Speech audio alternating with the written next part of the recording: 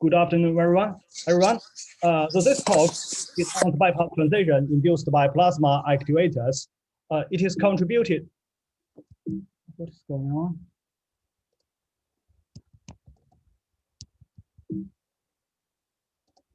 So I don't know what is going on. It is contributed by Dr. Dandan Xiao, Mr. Hugh Borrell, and Professor Kunso Choi. So firstly, I will make an introduction. After that, I will briefly mention the model of the plasma dynamics, because everybody here knows the fluid model. I will not talk about that. Then this will be followed by two scenarios of transition. One is symmetric, the other is antisymmetric. Then we will analyze the fluid physics, divide the transition to 4 stages, and finally draw some conclusions. As an introduction of the DBD plasma actuators, they are fully electrical devices with no moving parts. As you can see in this picture, it has an exposed electrode and an encapsulated electrode. They can be used to suppress flow separation, to control laminar to turbulent transition, or to stabilize wake flow. Basically, it works by ionizing the air to ion. So what effectively you're saying? Sorry? Sorry, no, that was someone who was on mute. Okay, Sorry. yeah. And then the ion will be driven by the electric field to move around and to generate some external forcing term to the surrounding air particles. And this can be finally modeled as an external forcing to the NS equation. Apparently, such an extra force can be used for flow control. So here I will just focus on the streaks generated by the plasma actuators. Such streaks has been observed in several experiments. So here I list a few of them. In all of them, the blue color denotes the low-speed streaks, and the red color are the high-speed streaks. So clearly, such streaks can be used to balance the existing streaks in the flow field generated by first-stream turbulence. Well, in this work, I will not talk about the control, but only study the development of such streaks generated by the plasmas. But this is the geometry we adopted. We have a flat plate with a sharp leading edge. So the two plasma actuators are placed in parallel with the free stream velocity. The length is denoted as Lx. Their spanwise distance is Lz. As you can see that it generates such downward motion in the cross section in the YZ plane. So clearly this induces a streamwise vorticity, which could tilt the base flow to generate streaks via the lift up mechanism. Then the second part, the plasma dynamics, the numerical model of that. So here we solve the density N9 for 4 species, including the electrons, neutrons, negative ions, and positive ions. So each of them is governed by a partial differential equation. So here SI denotes the chemistry reaction term. So after getting the density N9, we send it to a Poisson equation to compute the electric field E. Then the E will be used to calculate the electro-hydrodynamic force F, because F is from plasma dynamics, which occurs at a time scale around 10 to the power of -12 seconds. This is much smaller than the fluid time scale. We can't integrate such partial differential equations for so long time or for so many time steps. What we did here is to integrate it over just a few cycles and get the average of this hydrodynamic of this force F. And this unsteady force F bar is then inserted to the NS equation as an external forcing term. Please note that here it is a steady term. Then this is a plot of the electro-hydrodynamic force in the wall normal direction and the spanwise direction. So here we use the voltage equal to 2 kilowatts. The frequency is 60 kilohertz. We also tested other frequencies, but they are not shown here. So the third part, plasma-induced transition. So here is the transition flow downstream of the plasma actuator. Here I used the lambda 2 to present it. Here we can say the half angle is 6 degrees, which has been well observed in flow downstream of roughness elements. Okay, then I show here when we have the spine-wise distance LZ fixed, and when we increase the streamwise length of the plasma actuator from 10 to 50 to 70 to 90, we can see that the streaks becomes stronger. So here the red color denotes the high-speed streak and the blue are for low-speed streaks. We can say that when the streaks are strong enough, they break down and showing transition to full turbulence in the further downstream region. Then I will fix the length, the streamwise lengths, and vary their spine-wise distance between the two plasma actuators. We can say that when the distance is short, the red color denoting the high-speed streak occupies a smaller area because it's weak, but it shows a sinusoidal motion indicating an asymmetric breakdown or asymmetric transition. While when we have a larger value of LZ, we gradually switch from this asymmetric breakdown to a symmetric breakdown. And in this process, the red color occupies a larger area, indicating that the high-speed streak is becoming stronger. Then the fourth section, we analyze the 4 stages of the development in this transition process. So at the beginning, we have streamwise vorticity, then it tilts the base flow to generate high and low speed velocity streaks. In the following region, those streaks loses instability, which is called the secondary instability. We can see that in this region, the perturbations are almost periodic in the streamwise direction, indicating a streamwisely developing instability. Then further downstream, those disturbances are tilted in the streamwise direction, indicating an Auer mechanism. So this is associated with transient energy growth. I will show it later. And further downstream, we have fully turbulent. Therefore, it can be divided to 4 stages. Then stage 1 is on the generation of streamwise vorticity. So here a pair of counter-rotating vortices is produced by the plasma. It has an angle 31 degrees in agreement with previous experimental observations. In these 2 movies, I show the experimental observation and the simulation of plasmas. So here we have a pair of plasmas, and in the experiments, it's only 1 plasma actuator. So both of them are showing the streamwise vorticity. Then stage 2 is the secondary instability. Previously in the DNS, I have presented an asymmetric breakdown and a symmetric breakdown. So here, if I only keep the streaks and removing the fluctuations, it looks like this. And the secondary instability is the further disturbance based on such a profile, based on the streaks, which are showing here. In this picture, it is the velocity fluctuation where the mean flow has been removed. The green lines are showing the center line of the low speed streaks. You can see that when the 2 plasmas are very close to each other, this is asymmetric.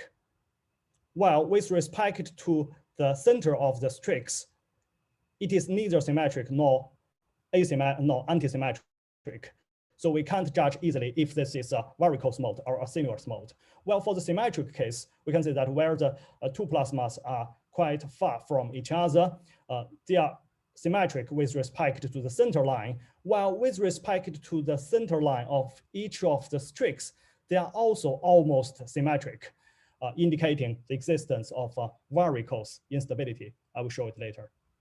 Then this is the asymmetric instability for the narrow layout. You can see that the 2 plasma are very close to each other. Then we run a Fourier transform and we check the distribution of several Fourier modes. We can see that some of them are antisymmetric with respect to the streaks, and some of them are symmetric. But this indicates that we have a mixture of varicose and sinuous modes. This has been observed in an experiment of flow downstream of narrow roughness. It's published in JFM last year. Then we turn to the symmetric layout, the symmetric instability. So here we can see that the 2 plasmas are quite far from each other, while with respect to the center lines of the streaks, they are also symmetric. If we choose the peak of the Fourier transformed space, in the Fourier transformed space, we can find that both modes are symmetric with respect to the center line of the streaks. This is clearly a varicose instability. It is also observed in flow downstream of a wide roughness in the same paper I discussed in the last page.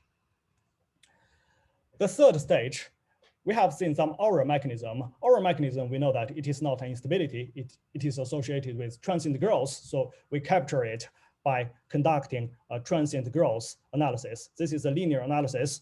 And here our base flow is the mean flow from DNS. It is three-dimensional and streaky.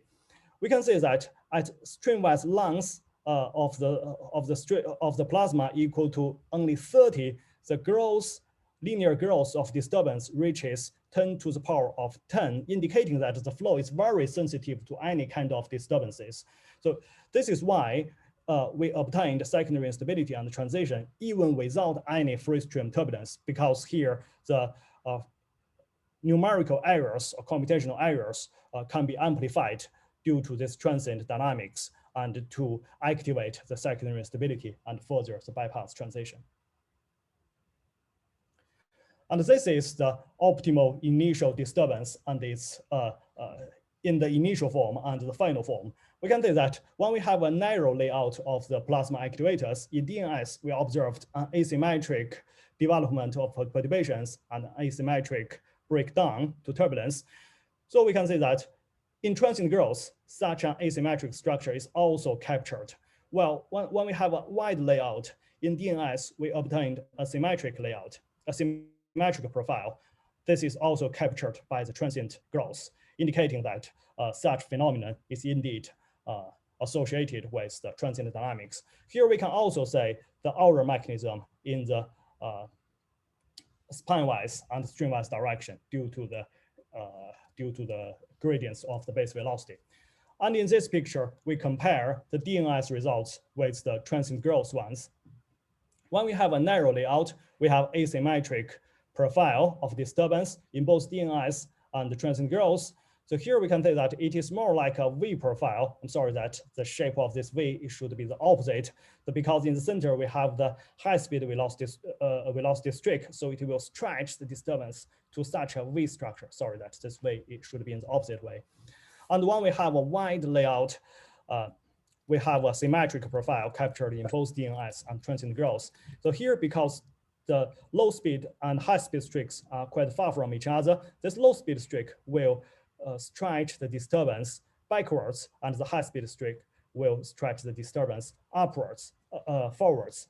This will finally generate such three sharp corners in the form of a W. So as a summary, we have run a plasma model for 4 species to solve the electrohydrodynamic force, and we have observed a symmetric and asymmetric mode of transition in DNS, and it is also confirmed by three-dimensional transient growth analysis. So thirdly, as the layout becomes wider, the secondary mode switches from sinuous and varicose to varicose only. Thank you very much for your attention. Thank you. Sorry, I forgot to unmute myself. If there are any questions? Well, while people are getting ready, I have one question. What was your rationale for using a 4-species model for the plasma actuators? I mean, I'm asking because there are a few models that are available, like the Suzanne and Wang model, and I was wondering why you decided to go for a slightly more complicated model. That's a very good question. So firstly, it's because the plasma forcing is very irregular, as you can see here. It is quite different with those modeled by the less expensive ones. So we believe adopting a more expensive model will lead to more high fidelity results. Okay. And is this, did you try these transitions at various Reynolds number or value speed for the laminar body layer? We actually only tested it at a single Reynolds number. It is based on half of the thickness of the plate and the free stream velocity. It is at 800. We didn't test other Reynolds numbers.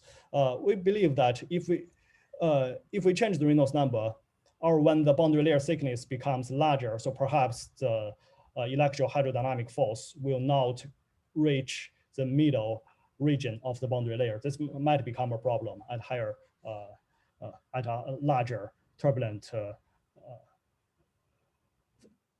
Thank you. There's a question on the chat. What's the corresponding Reynolds based on the momentum thickness? Oh, we didn't compute. Do you have that. an idea? Sorry, Reynolds theta. Well, based on the thickness of the boundary layer, it is also around 800. Okay. Thank you very much. Right. If there is no more questions, we can thanks the speaker again. Of course, we cannot clap, but thank you, Xuerui. That was very nice. And I'm going to ask you to stop sharing your screen. And I'm going to ask Carlo to share his screen for the next presentation. So the next presentation is from City University by Carlo Suardi, who is a PhD student working with Alfredo Pinelli. And the title of the presentation is Sweep Angle Effects of the Flow Past an Infinite Span Wing in Transitional Regime. Okay, I'm sharing the screen. Hello, can you see it? Yeah, we can see your screen and we can hear you well. Okay, so I am now in presentation mode. Can you? Yeah, that's perfect. Is it good? Okay, so I'm gonna. Yeah, please go ahead. Thanks, and hello again to everyone. I am going to talk about an investigation that I carried out with Dr. Ganei and Professor Pinelli at City University of London while doing my PhD.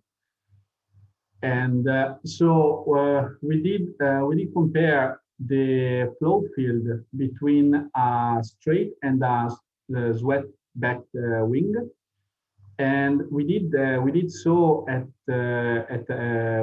having the condition of a moderate incidence and a free stream condition, a free stream turbulence as an inlet condition. Before I will introduce the geometry and the methodology, then I will spend some words on the technique that we use to introduce the free stream turbulence in front of the profile of the wing. And then I will show some results, some of our results, and I'll draw some conclusions. So we did a numerical simulation. And to do the flow prediction, we used our in-house solver. We solved the incompressible LES equation using the ILSA closure. And the in-house solver, our in-house solver has an overall accuracy of second order in space and time, and has been extensively validated in the last decade. The flow condition is that of a flow past an infinite spanwise wing, and the wing is mounting the NACA 4-fold-12 profile along the chordwise direction. So we define the chordwise direction, the one perpendicular to the leading edge, and I will name this as the X direction. And we name the spanwise direction as the one parallel to the leading edge, so going along the spanwise direction of the wing. And this is named the Z direction. Now, we set the Reynolds number in the chordwise direction to 50,000 for all the flow predictions that I'm going to show. And in the bottom part of the slide, you have some figures representing the geometry and the system of reference. Then we simulated two different flow conditions, two different incidence conditions, specifically the geometric incidence of 5 degrees and 10 degrees to show different amount of flow separation, as I will talk later. On the right of the figure, you can see a sketch of the boundary condition applied to the model. In particular, we used a no-slip condition at the wall, and we decided to use an an adaptive condition at the outer boundary of the domain, the one that is produced by the computational mesh around the airfoil. And we decided to use a potential solver to determine when which piece of the domain of this outer layer is an inlet and an outlet, and to apply the consequent boundary condition. The span-wise extension of the computational box is 40% of the chord. And to simulate the swept condition, we used an angle of 30 degrees, and the wing is swept back. As I said at the beginning, the prediction are done in the framework of a free stream turbulence incoming in the approaching wind, so as the inlet. And I'm going to talk about this more now. So instead of using an analytical equation to reduce the perturbations which are approaching the wind, we instead solve a twin DNS, so the specific DNS of the flow past grid, and the flow past the grid, and therefore producing uniform isotropic turbulence.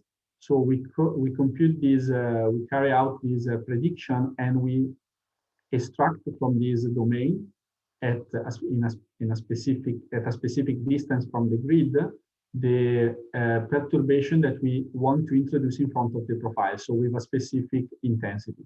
In this case, the intensity selected was 10%. In the figure, you can see a sketch of the methodology. So we extract the field, we put it in front of the wing as and this is going to represent a free stream turbulence approaching the profile. And you have also a representation using some isosurfaces of the flow structure around the wing of the consequent boundary layer on the wing, on the suction side of the wing in particular. To quantify, to characterize the free stream turbulence, I show the spectra in the top right of the slide. So you can see them here. I'm going to turn on the pointer. Okay, here. So in two different, and these spectra are taken in two different positions. So where the free stream turbulence is injected, so with the red dot, and with the violet dot, the inallocation choose two chord farther away from the trailing edge. The power law is sketched as well with a solid line as a reference. On the bottom instead, I show the consequent like a characterization of the consequent boundary layer developing on the wing. So I do so using sketching the chord-wise mean profile, mean velocity, and I scale these with the viscous quantities in order to have the plus units. And I show the chord-wise velocity for 3 different locations along the wing, so indicated with the colored dots, so yellow, green, and blue along the wing, to see how the boundary layer profile approaches the one of our turbulent condition moving downstream to into the wing. It can be found, like in our investigation, we found that up to roughly speaking, 50% of the chord, there is a developing turbulent boundary layer, so there is a transition going on. And in the rear part, instead, the characteristic of the boundary layer is that of a not yet fully developed, but quite developed turbulent boundary layer. Due to the moderate Reynolds number, we don't have development of fully turbulence by the end of the profile. Now, talking about the results, before I'm going to show you the comparison between the straight and the swept wing concerning the mean flow field. So I do so comparing the chord-wise profile, the velocity profile of the straight and the swept wing in different locations extracted along the suction side of the profile. These locations are indicated with the dotted lines into the slide. And I also compare the mean turbulent kinetic energy and extracting the profile of this quantity where the colored circle dots are indicated into the profile on the profile, again on the suction side of the profile. So this comparison is made both for the 5 degrees incidence case and for the 10 incident case. So if we take, for example, the comparison of the mean chordwise velocity in the 5 degrees case, we can see that between the straight wing in solid line and the swept wing in dashed line, there is a very good agreement. And this is the same for also all the other profiles. The same agreement between the two chordwise flow is found also computing the coefficient of lift and the one of drag for the two wings at the two incidences. And there is a summarizing table here on the bottom. So that was concerning the mean flow field. Looking instead at an instantaneous visualization of the flow field, we can definitely spot many differences. In this case, I decided to show the component, so the instantaneous component of the vertical vorticity in a plane on top of the suction side wall. So we are watching a view from the top. The flow is coming from the bottom of the slide, and on the left of the slide we have the 5 incidence case, straight wing as swept wing, the one inclined, and we can clearly see that there is a developing streaky pattern along the profile. This streaky pattern is related to the developing streaks of the wall turbulence. In the first part of the profile, is found that they are footprints of the Klebanov mode. In the rear part of the profile, these are the usual wall streaks of the wall cycle. And we can see how the sweep angle is modifying this pattern, so bending and tilting these streaks in a not uniform and not uniform way along the wing and not uniform way due to the incidence. To quantify this different fluctuating flow field, I computed the span-wise energy spectrum, and I show this in 2 different locations of the suction side of the wing. So in a front location of the wing here on the top, and in a rear location of the wing here, the second part of the slide on the bottom. Now, in the front part of the wing, is interesting to notice actually that there is no need to show both the straight and the swept wing spectra, because they are very similar to each other. So there is only need to show the straight wing spectra, and we can see that the streaky pattern is clearly shown by the spectra. So the spectra are shown using the span-wise wavelength on the x-axis and the distance from the wall on the y-axis. We can see this streaky pattern represented by a wavelength of 0.05. It is interesting to note the development of a larger span-wise mode in the 10 incidence case here. For the rear part of the wing, instead, there is no agreement between the spectra of the straight and the swept wing, and so it is necessary actually to show both of them, and we can actually spot the differences. For example, here we have a separation of the dominant mode in the streaky pattern, and also we notice that the span-wise larger mode, the larger span-wise mode, the one with a span-wise wavelength of 20% of the core, is damped, is moderately damped by the sweep introduced. We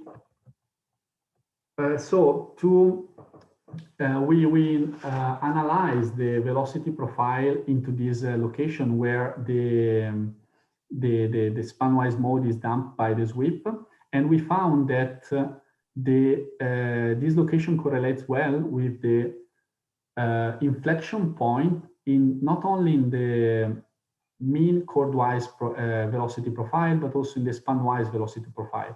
Now, on the left part of this slide, I show the curvature of the chordwise velocity profile taken on the suction side of the wing in a location in a location close by where we were looking at the spectra. And on the left, there is the chordwise curvature in solid line for the taken from the straight wing domain, in the dashed line from the swept wing domain. And on the side, we have the curvature of the spanwise velocity profile taken only, of course, for the swept wing. So it is interesting to see how there is an inflection point in the profile far away from the wall, in a distance far away from the wall, which correlates well with the damping location that I was discussing before.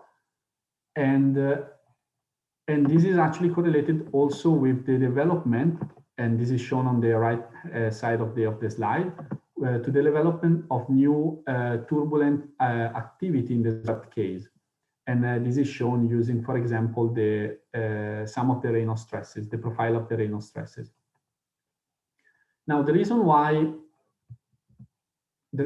we notice that the spectra in front of the frontal part of the wing were similar between the straight and the swept wing, and why instead in the rear part of the wing they start to disagree, to move apart.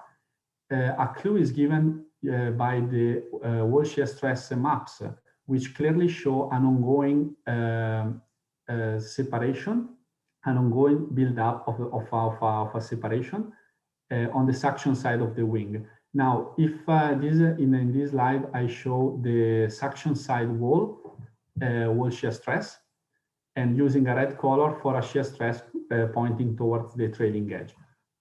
On the left side for the 5 degrees case, on the right side for the 10 degrees case. If we take, for example, the 10 degrees case, we can definitely see how some blue dots are spot from a very early part of the wing, and they build up, growing bigger, moving towards the trailing edge. If this has been spotted already in the literature by, for example, Vinuesa and his group on the same wing, and these are due to the adverse pressure gradient condition, strong adverse pressure gradient condition on the suction side of the wing. If we account for the cumulative probability to find one of these backflow spots, we obtain the graph on the bottom, and it is shown how so the probability to find a black flow is increasing moving downstream, moving towards the trailing edge to a substantial amount, especially for the 10 incidence case. And this actually is indeed for the 10 incidence case, it is found a mean separation in the mean velocity profile, very close by the trailing edge, before the trailing edge, in the last 10% part. And actually, we can also see, interestingly, we can see how there is a match between this straight and swept wing profile, cumulative PDF. So the conclusions then can be made by this presentation are the following: that the chordwise flow field of the swept and the unswept wing are in good agreement when an attached flow is obtained on the wing. That the cross flow combined with the adverse pressure gradient is modifying and tilting the structures of the wall turbulence, the turbulence cycle, in a non-uniform way. And this distortion is not yet fully investigated in the literature, not even for a zero pressure gradient case. Then we notice that for both the wings, straight and swept, regardless so for both the moderate incidences, we could spot reverse flow nuclei, and they were building up, moving downstream. And we saw that the fluctuating energy content is modified by the sweep when a substantial level of the reversed flow occurred. And this appeared to be correlated with an inflection point in the span-wise mean profile. Finally, that the integral amount of the chordwise reverse flow is not mitigated by the sweep. This, my PhD was funded by City University of London and Airbus, and the simulation were run on Archer, that I all thank. Thank you very much for the attention, and I'm keen to answer your questions now. Thank you very much, Carlo. That was a very nice presentation. So, is there any questions for Carlo? Or I'm going to ask my my question, and if you have a quick question, you can use the chat. It's about the way you are generating the inlet boundary condition for your simulation. You said you are using 10% turbulence intensity, but I was wondering if you looked into the integral scale or the Taylor scale or the Reynolds based on the Taylor scale of this inlet turbulence, just to have an idea, well, more like what type of scales do you have at your inlet? Yes, I characterize that the injected perturbation. Now I don't recall exactly the integral length scale number, so I don't want to give you a wrong number. And I didn't actually, I forgot to mention that in the slide. But yes. I checked it. I computed the integral length scale. If you like later on, if you want, I can either conversate with you in private and just tell you what was the number. Yeah, I was just wondering what's the largest structure compared with the corridors. Like I recall it like, but I recall it is like around 0.05 of the chord.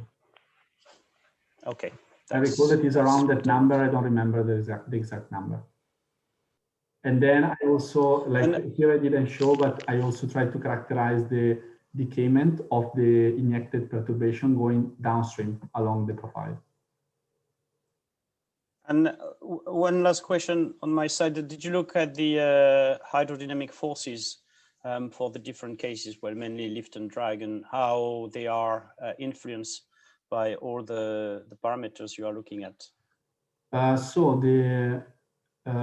just looked at the lift and the drag, and they appear to be not changed by the sweep angle that I introduced. So for the 30-degree angle, they were not changed for both the incidences.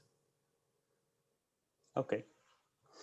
Thank you very much. I cannot see any question on the chat, so I guess thank you very much, Carlo. And if you can stop sharing your screen, then I will ask Eldad Avital to share his screen for the next presentation from Queen Mary University.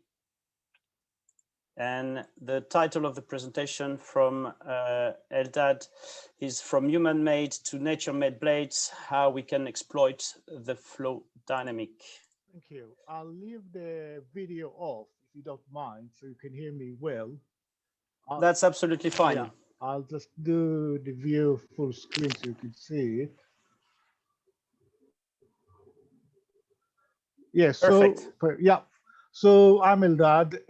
Actually, the three people who did the work and has to get all the credit is Andrew Efron, and Yan, who graduated and got a PhD 2 years, a year ago, and Ming Wang, who is now in his 4th year.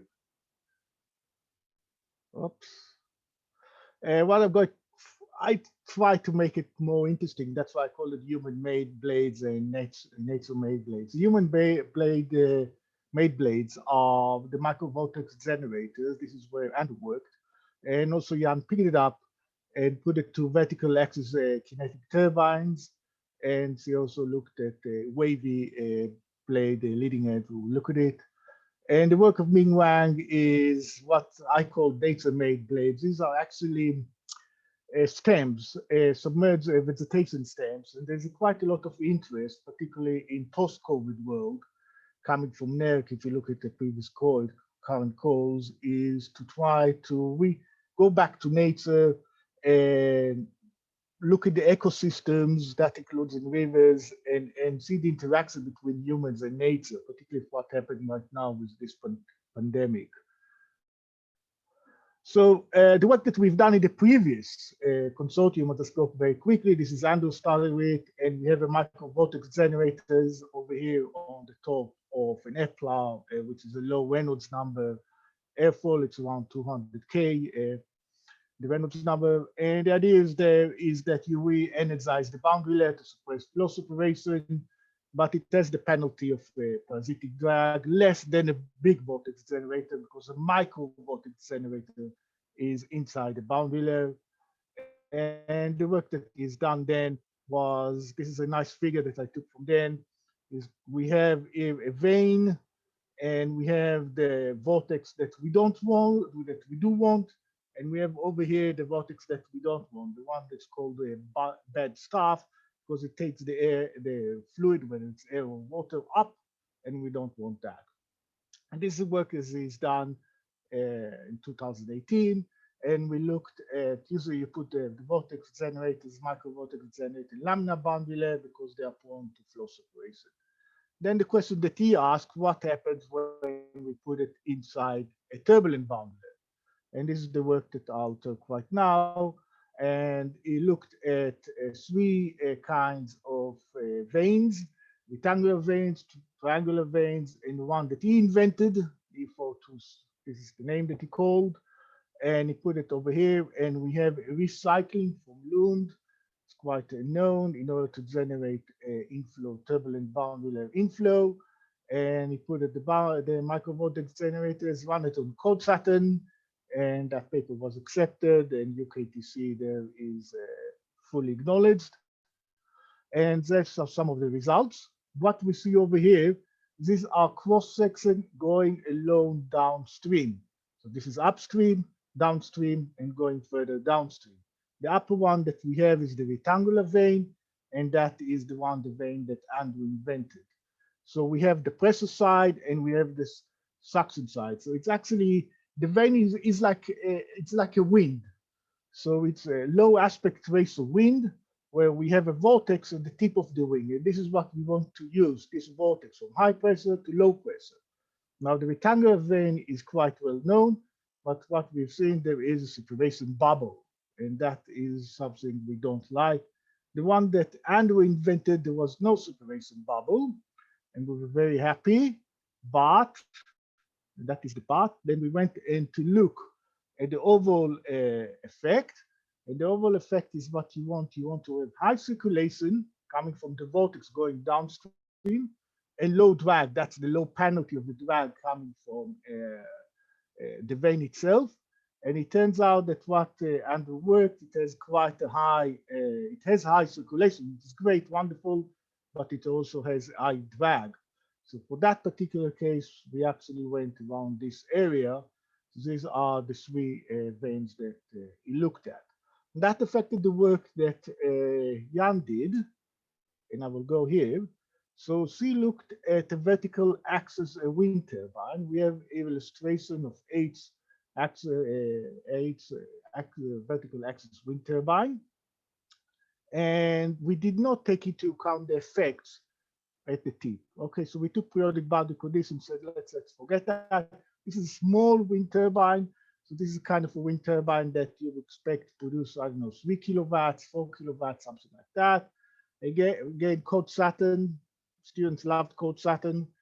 It was used, and this is the geometry, and we have an illustration of the instantaneous vertical structure that we are getting. We can see here are the little blades going around this way. And that was published in 2019. It's part of this consortium. And what we see over here is the CP, that's the capital P, that is the coefficient of the power, versus the tip speed ratio. This is the ratio between the speed here of the omega r to the incoming velocity of the wind. And we see this is for a clean turbine. And we see good agreement between the experiment and the one that we computed, which is great. So that was not the thing, that was validation. So she took Andrew's work and says, okay, let's put the micro vortex generators. And in this case, we put quite a lot of micro vortex generators are rectangular veins, and we have all the variation. And she took also one triangular, and that is illustration of the results. First, we did it for a single blade. So it's a very narrow cut here, just to save computational resources. And so this is the clean profile, quite a high angle of attack. The NACA 0018, that is very typical for vertical axis. For vertical axis turbine, we want a symmetric blade. For horizontal axis, we want like the Eplar, which is asymmetric. So here we're doing the symmetric blade, and we're starting getting over here the separation with the trailing edge. And if we put the microvortex generators, you can see that actually you can get rid of that flow separation, which is wonderful. But if we do it wrongly, for example, what we did here on F, then actually we can make things much worse. So we have to be careful where we put these microvortex generators. And if we look over here, this is the CL for a single blade, and that is the effect with quite a considerable increase in the lift compared to the clean blade, to the NACA 0018, which is commonly used for small vertical axis wind turbines. But in the post-stall, we actually get a bit worse situation. Also, the CD, our fast goes a bit up because of the penalty from the parasitic drag of the microvortex generators. And here on our right, we have the CT. That's actually capture piece would be coefficient of power versus the tip speed ratio. And we can see that actually we have managed to open the operation, the envelope of the operation to the right, to I tip speed ratio. And the reason it says to you over here is that we managed to make it around stall, we managed to get much higher CL. But on the other end, that is a bit worse because on the post stall, we got the situation a bit worse. So that was one fixity. The other thing was, which other researchers also did that, and that is quite known for horizontal axis wind turbine, less for vertical, is to put a wavy over here, a wavy leading edge. And this is coming way, Wales, for example, have that. They're not exactly like sinusoidal, of course. And she wanted to see will that have the effect on the performance of the blade. And again, she looked at several blades and several configurations. And this is under review. Hopefully it will be accepted soon. And these are the results for single blade. And that was very interesting when I saw it. The original one, the unmodified, is this one. And then I saw that one. What that means is that actually we changed the mechanism of the stall. It looks like we changed the mechanism of the stall from a salt bubble. Usually for NACA 0018 or thinner that, we have a salt bubble in the leading edge. When we stall, that salt bubble explodes, and that causes a significant decrease in the lift. What we changed, what it looks like, we changed the mechanism of the stall for a trailing edge. So if you have a trailing edge stall, that means is that the stall is much more moderate. We get a bit less CL, but we have much better performance in post stall, which is very important for vertical axis wind turbine. And the effect over here we can see on the drag, and I just like to go quickly over here what we have. So these are nice, I don't know, colors and iso surfaces of Q100. What was interesting for me here is that this actually wavy here in the leading edge, they are acting like a vortex generators. They are generating vortices in the streamwise direction.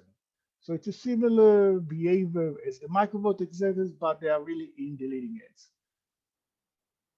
And now we have the effect on the performance of the vertical axis wind turbine. And the effect here is actually what I wanted so much, is to see that we are getting at low tip speed ratio. We are opening the operation of envelope. And that was, I think, quite a great success here. And if we go over here to the torque coefficient for single blade, this is the blade is rotating. You have theta over here, the definition of theta. You can see when we get most of the torque, that torque causes the energy that we can consume to whatever we want.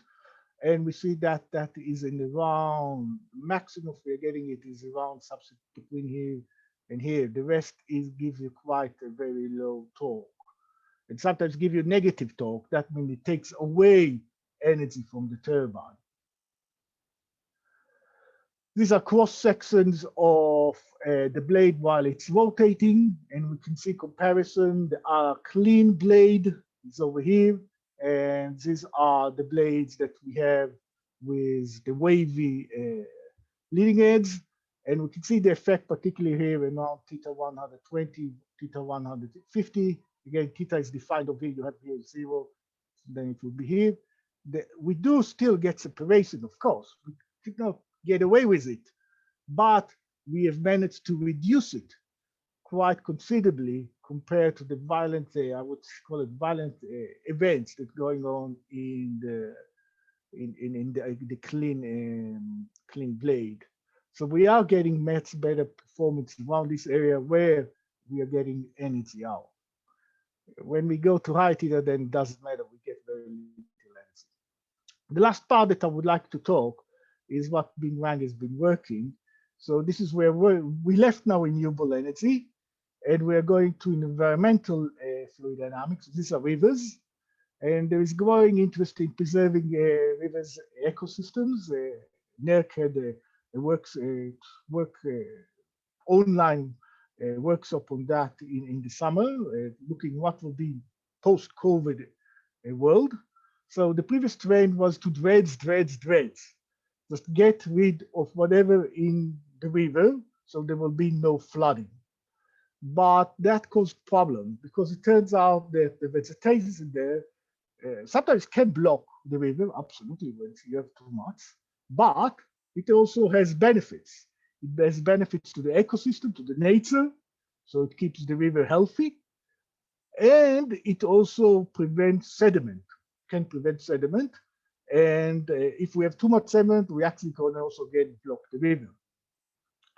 So in his project, Bing Wang look at rigid vegetation and flexible vegetation. In both of them, we looked at vegetation that is submerged.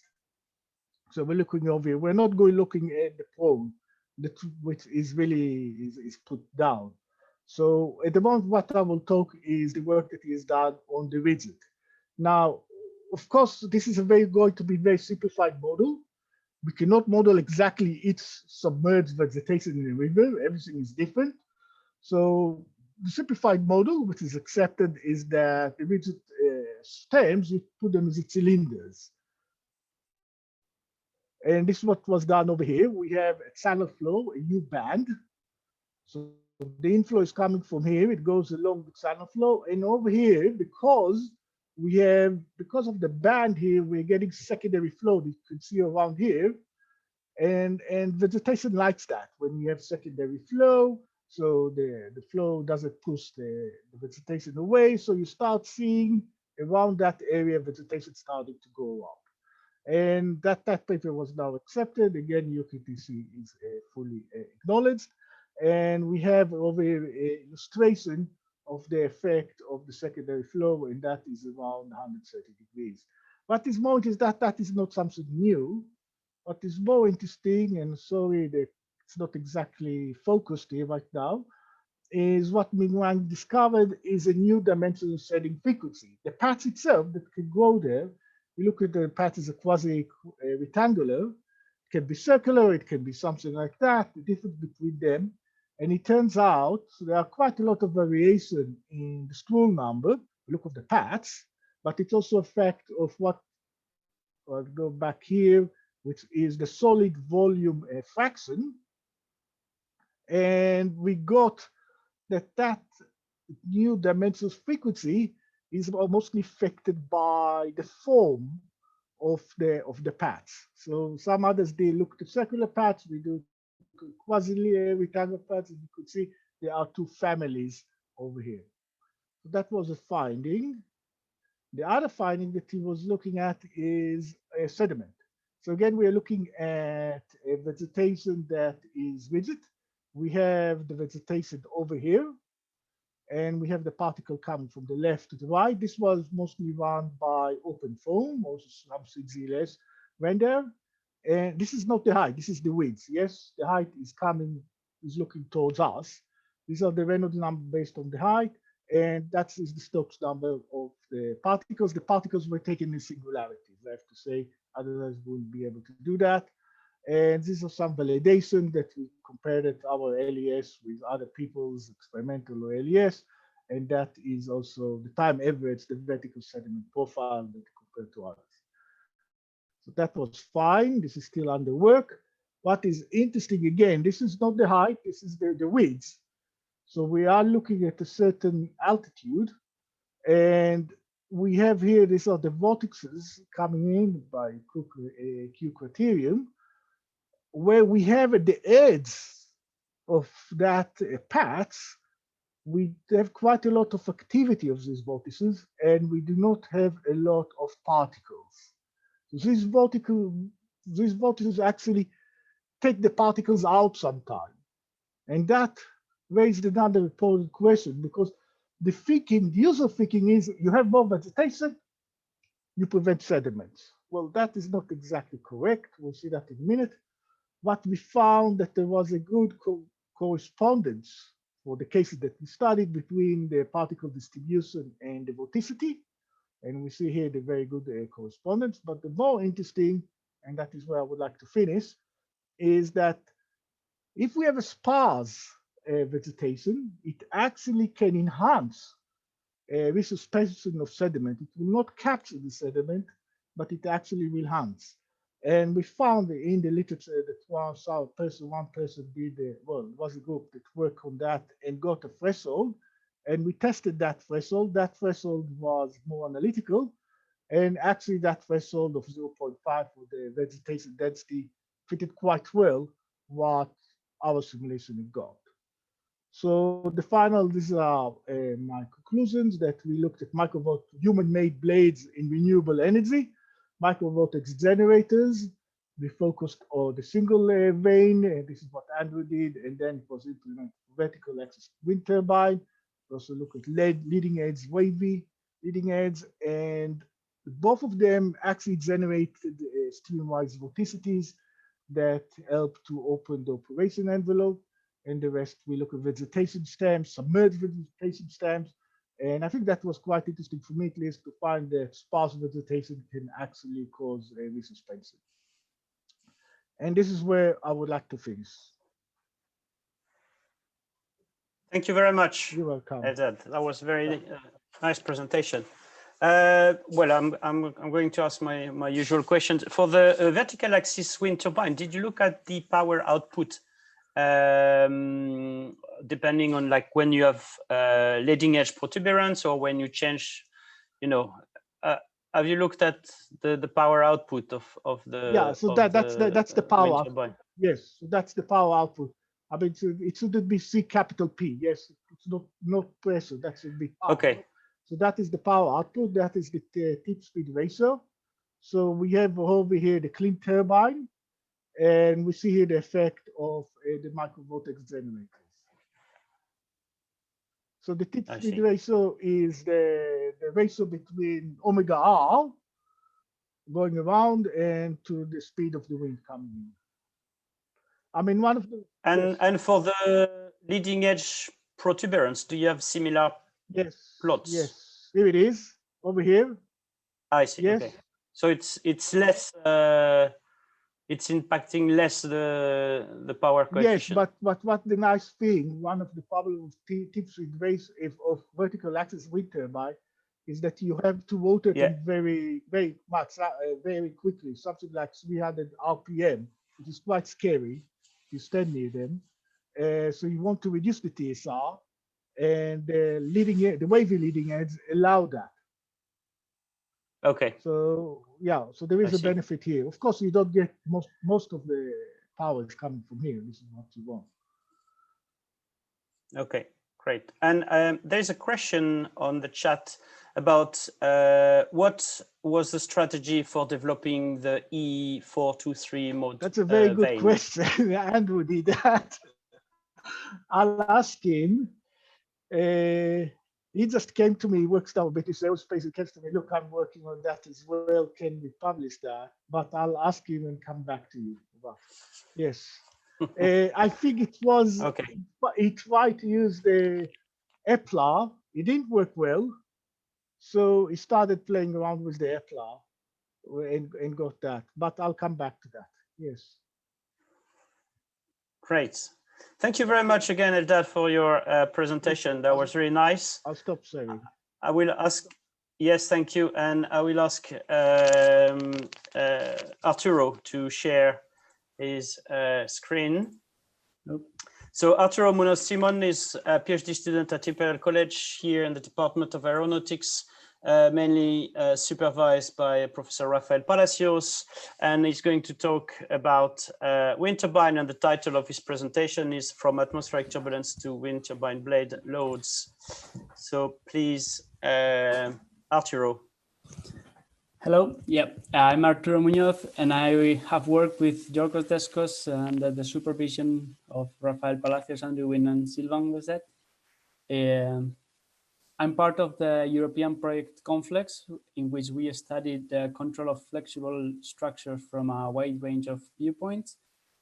And today I want to present some aerodynamic computations from atmospheric turbulence to wind turbine blades. A bit of the context is that wind turbines are changing a lot lately. They are undergoing big changes. Some of them are that the wind blades are becoming much larger and much more flexible. And this is because we try to extract more energy from wind, and we also try to reduce the mass of the blades. Actually, I think we will soon get to the milestone of 100-meter blades. Another big change is that wind turbines are being placed in very complex terrains, and they are operating under very complex inflows. And the main reason for this is that the good places are already taken. So we are trying to place wind turbines in much more complicated places. And on top of all of that, we are trying to place these huge machines on top of floating structures. So doing experiments for analysis and design of wind turbines is very expensive. And these changes that I have told you about are pushing the limits of our computational models. So what we need is new models and more accurate to be able to design and analyze the future wind turbines. I would like to start introducing you to a concept that will be the main point of my presentation, which is the wake stream concept. Okay, so in this picture, you can see a top view of a wind turbine in which the wind is coming from left to right. In general, we place wind turbines perpendicular to the main wind direction because that's the way they produce the most energy. And here you can see the wake of the wind turbine, which is mainly characterized by having a huge velocity deficit, mainly because the wind turbine works extracting energy from wind. So if we place a second wind turbine on the wake of the first one, it will see a huge velocity deficit compared with the first wind turbine, and it will produce much less power. On top of that, we will have turbulence in that wake, and it will probably suffer from fatigue because there is more fatigue in the wake than in the free stream. So what we can do is we can tilt the first wind turbine. The angle between the wind and the rotor plane will be called the yaw angle, and this way we will steer the wake away from the second wind turbine. In this scenario, the first wind turbine will produce less energy because it's not placed perpendicular to the wind, but the second one will not see the velocity deficit, so it will produce more energy. And this way we will probably get to an increase in global power production of the system of wind turbines. This is important, and it is becoming more important with new configurations. For example, traditionally, we have placed wind turbines in the crest of mountains, and they are usually placed perpendicular to the main wind direction. In the case of the image, it will be flow coming from right to left. However, we know that there are non-dominant wind directions. It will be the case of flow of the wind going perpendicular to the image. And in that scenario, we will have interaction between the wind turbines due to the wakes. But this phenomena is even more critical in offshore wind farms that are built as two-dimensional arrays. In these cases, the interaction between wind turbines is much more, and it will reduce the power production of the wind farm and increase the fatigue loads. So what The main idea is we are going to use the wake steering operation of wind farms to overall increase the power production of wind farms. However, when we have wind turbines operating in yaw, the aerodynamics that are going on are very complex and very difficult to model. So we'll need very accurate computational models to properly capture those loads. So today I'm going to show you how these aerodynamics of wind turbines work and how they modify the wind farm aerodynamics and how we can use wake steering control for this. And secondly, we are going to talk about how these wind turbines in yaw suffer different loads and how they can be computed. So to compute the yaw aerodynamics and the wind farm aerodynamics, we are going to use large eddy simulations in which we are going to compute large and energetic structures of our atmospheric flow, and we are going to model through constant Smagorinsky the lower scales of the turbulence. We are going to solve this flow in a uniform Cartesian mesh. So we need to introduce the wind turbine somehow. And the way we do it is through source terms at the blade positions. We compute the forces that the flow will exert on the wind turbine based on the velocities. And through actuator line theory, we know the relationship between those velocities and the forces. And we can introduce them into the LES equations as source terms. This way, we can simulate the wind turbine wakes and the interactions between wind turbines. So we have collaborated with TUM, the Technical University of Munich, to compare two of these LES actuator line codes, again, among themselves, and also compare them to experimental results. The figure you can see in the slide is the top view of the wind tunnel layout, in which we have the wind coming from left to right. And the first thing we see is a series of spikes that are going to introduce turbulence into the flow. And then we have the three wind turbines, where we will measure power and thrust. And we also have lighter measurements of the flow field in a horizontal plane slightly above the hub height. Here you can see an image of the simulation of the spikes, because we didn't measure the turbulence in the wind field, in the wind tunnel, sorry. We generated it by computational methods, by the computation of these spikes. And the main idea behind this is to use the same inflow for both codes so we can compare them. The advantage of having two codes on top of the experiments is that we can see which are the important characteristics of these codes to match the experiments. In our case, there are two main differences. One of them is the spatial convergence order of the solvers. For TUM, it was second order accurate, and in the case of Imperial College London, it's sixth order. That makes that the computations of Imperial College London were converged for twice as coarse meshes. And this way, we could save a lot of computational time. On the other hand, TUM implements local mesh refinement, and that allowed them to reduce the computational time significantly.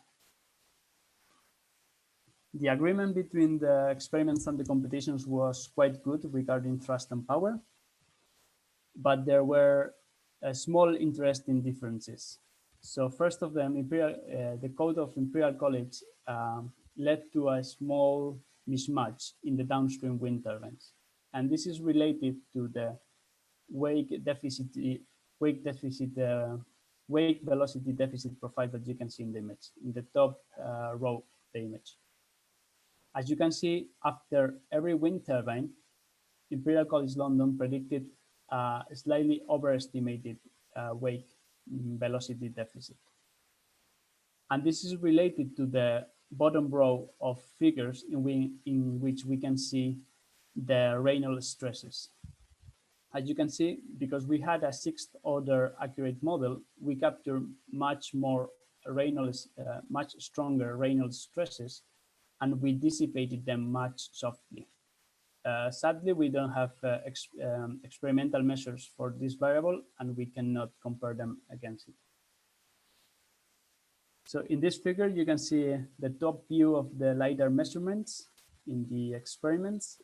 You can see in the left-hand side, the greedy operation, where all the wind turbines are placed perpendicular to the wind.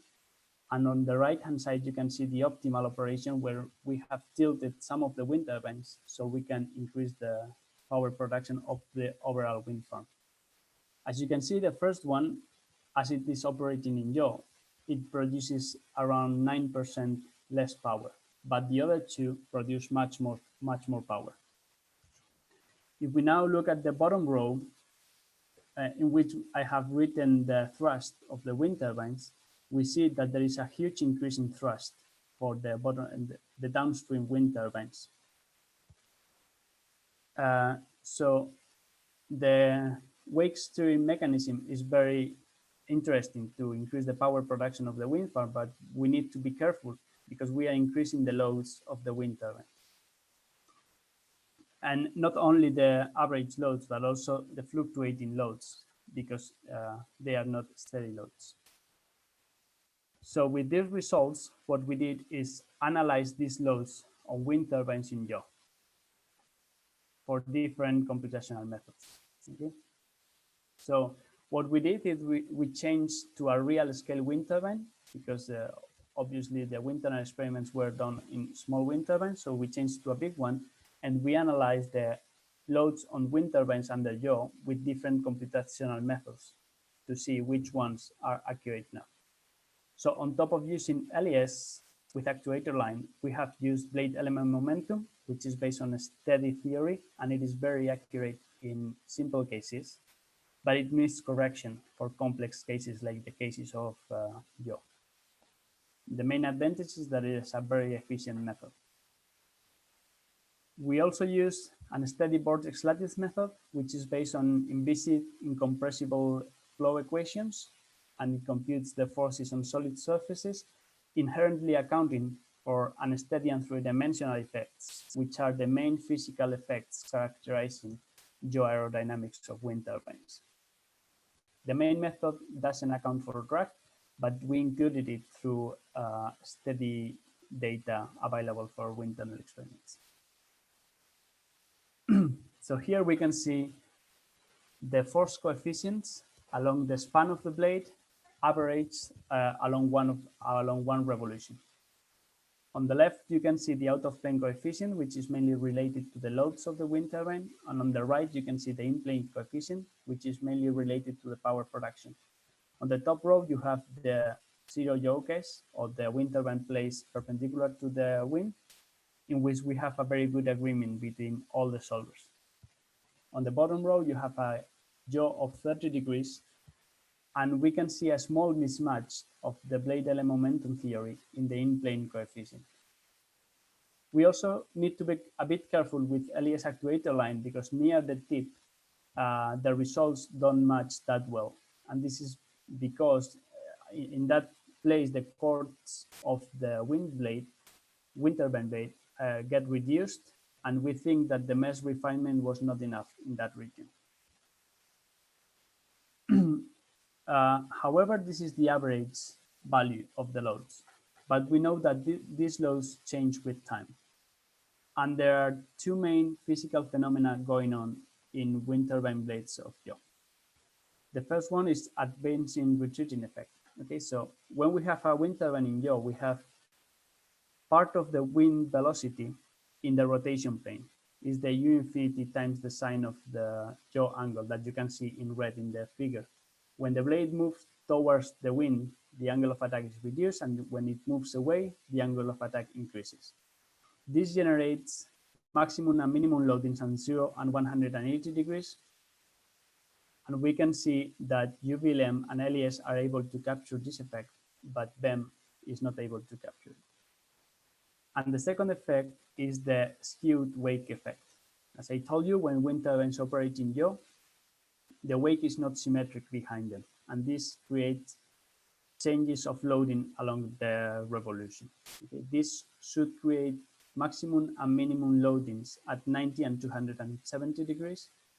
And as you can see in the figures below that show how these loads changing near the tip, all of the solvers are able to capture this effect, but what we can see is that the fluctuations predicted by them are overly large. And now I have show you a case of 30 degrees yaw, which is a very large yaw angle to make these effects obvious. But up to which point are BEM hypotheses valid is something we studied in this slide, in which I show you the power and thrust coefficients of the wind turbine for different yaw angles, and we saw the average value and the standard deviation. As you can see, up to 10 degrees, there is a constant mismatch, but it's quite uniform for all the codes. And for yaw angles bigger than 10 degrees, the decrease in power and thrust predicted by BEM is much larger than by LES and UVLM. And on top of that, if we look at the standard deviation of the loads, the value predicted by BEM is extremely low, and that could lead to a miscomputation of the fatigue loads in wind turbine blades. So to conclude, I would like to say that the wake steering control through yaw operation of wind turbines is a very promising mechanism to increase the power production in wind farms, but we need to be careful, and we need to compute the wind turbine blade loads with accurate computational models to properly estimate the fatigue life of wind turbines. Thank you very much. Thank you, Arturo, for your presentation. Is there any questions for Arturo? I mean, I'm working with Arturo, so I don't have any questions, but if you have any questions, then please use the chat function.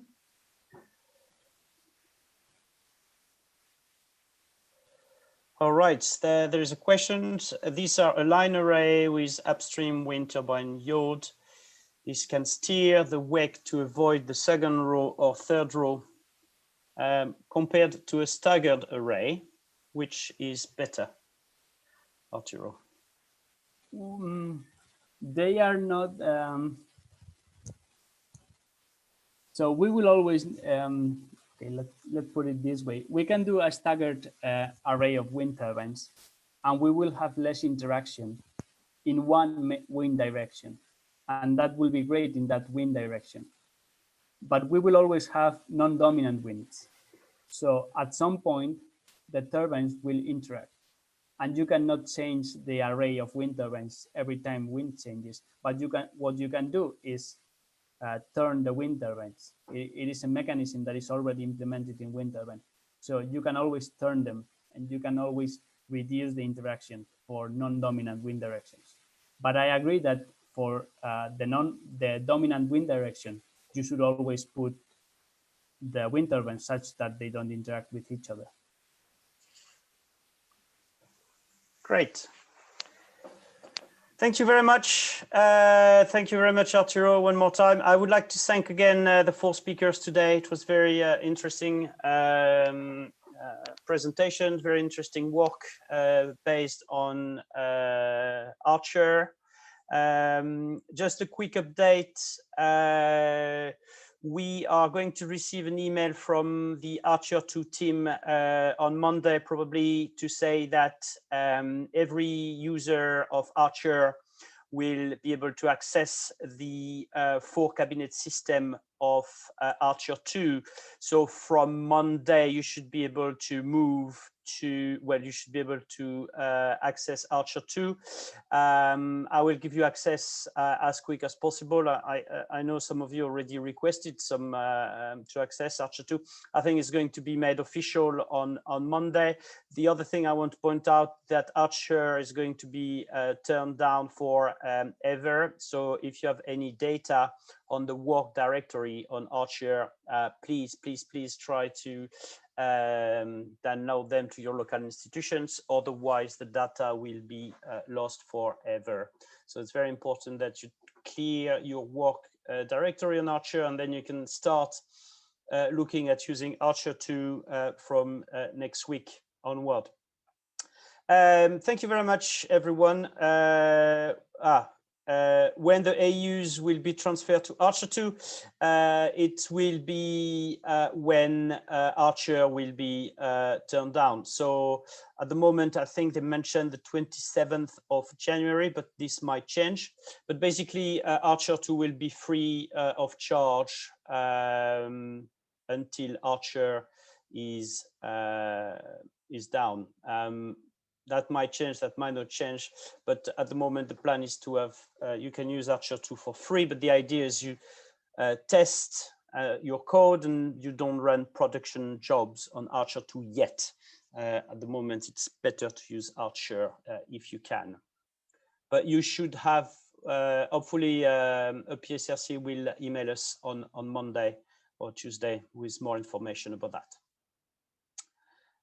Great. Thank you very much, everyone, for joining. The talks are recorded and will be made available on the UK Turbulence Consortium website. And I will all see you for the first Friday of February with another series of talks. Thank you very much.